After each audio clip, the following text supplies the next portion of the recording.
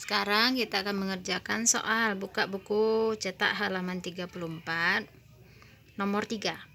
Perhatikan gambar di bawah ini. Jika koefisien gesek kinetik antara balok A dengan meja adalah 0,1 dan percepatan gravitasi 10 meter per sekon kuadrat, hitunglah gaya yang harus diberikan pada A agar sistem bergerak dengan percepatan A-nya 4 meter per sekon kuadrat ya, dengan percepatan 4 meter per sekon kuadrat.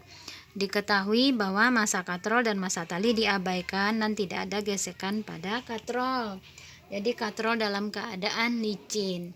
Kemudian massa A-nya 5 kg dari gambar, kemudian massa B-nya 10 kg. Koefisien gesekan kinetik itu adalah 0,1. Kemudian percepatannya 4 meter per sekon kuadrat. F-nya berapa? Yang ditanya F ini. Langkah mengerjakan soal ini adalah karena ada dua buah benda A dan benda B, kita pisahkan satu-satu. Jadi kita buat dulu benda B. Ibu gambarkan, ini benda B. Nah, ini tali, katrolnya nggak usah digambar. Nah, gambarkan gaya yang bekerja pada benda B. Karena pakai tali, ada gaya tegangan tali. Kemudian semua benda punya gaya berat, yaitu WB. Arahnya selalu ke bawah. Kemudian arah geraknya lagi. Setelah menggambarkan arah gaya, kita gambarkan arah gerak. Lihat gambar. Dari gambar ini kan ada gaya gesekan kinetik. Gaya gesekan kinetiknya arahnya di sini. Ini yang memberitahu arah gesekan kinetik kan dari buku. Ingat, gaya gesekan itu selalu arahnya berlawanan arah dengan gerak benda. Berarti gerak bendanya ke sini. Gaya gesekannya arahnya ke sini. Ya kan? Berarti arah geraknya begini. Ini arah gerak. Nah, berarti untuk benda B arah geraknya kemana? Ke sini kan, ke atas. Berarti arah geraknya ini ke atas. Arah geraknya ke atas. Setelah menggambarkan gaya, menggambarkan arah gerak, lanjutkan dengan hukum berapa yang berlaku. Kita pakai hukum keberapa? Hukum kedua Newton. Dari mana tahunya? Karena di sini ada percepatan. Jadi hukum kedua Newton. Hukum kedua Newton, sigma F B sama dengan MB dikali A. Resultan gaya yang bekerja pada B apa aja? Ada T dan ada WB.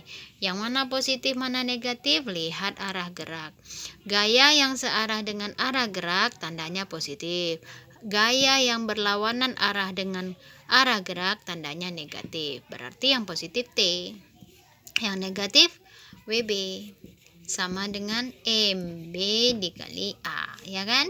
Nah, kemudian kita pindahkan WB-nya ke sini karena kita akan mencari T.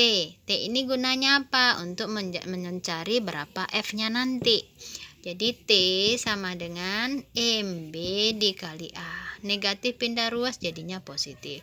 WB. MB dikali A ditambah MB dikali percepatan gravitasi, ya kan? Nah, lanjutkan. MB-nya berapa? Diketahui dari soal tadi 5 kg. A-nya berapa? A-nya 4 meter per sekon kuadrat. MB-nya sama 5 kg dikali 10 meter per sekon kuadrat. Nah, 5 kali 4 20 Newton.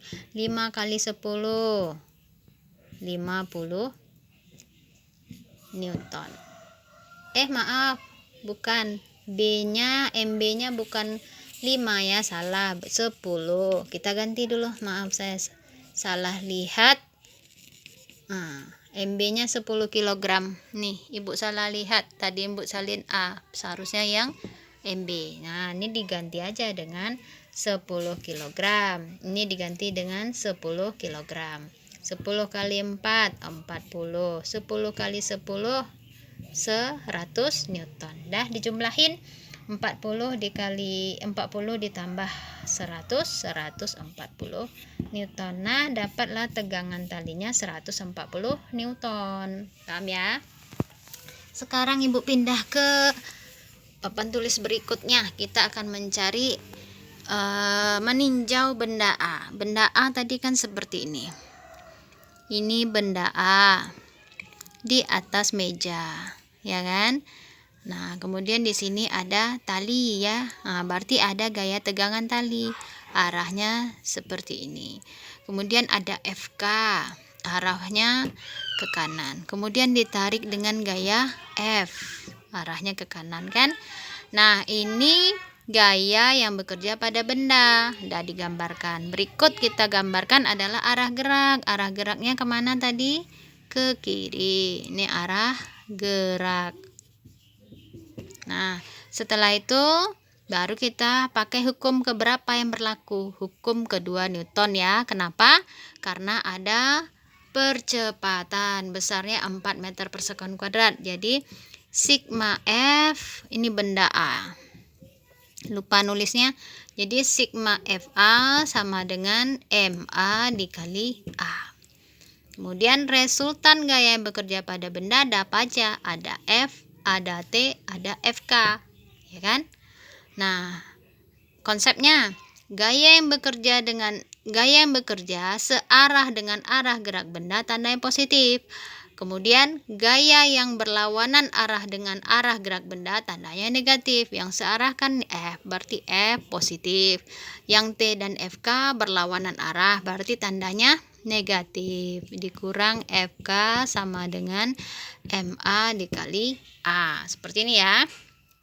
Kemudian F. Nah, T-nya udah ada itu, tinggal dimasukkan aja angkanya. Tadi T-nya didapat 140 Newton. T dikurang 140 Newton dikurang FK. FK ini rumusnya mu K dikali gaya normal. Mu K dikali gaya normal.